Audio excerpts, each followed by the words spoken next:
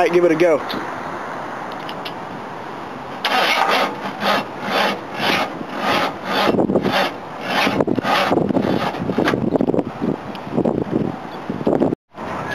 Okay. Now. Uh-oh.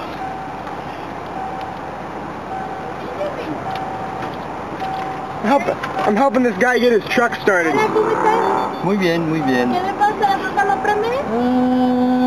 Así le pasa cuando la manejo unas 20, 30 millas y me paro. Simplemente, aquí una vez también me detuve a echar gasolina, pero como los cables se calientan, no quiere prender. Hasta que poco a poco se enfríen, entonces ya prende. Ya. La batería es más caliente. Pero como que la batería es, ¿no? No, pues la batería está bien. Está bien. Un día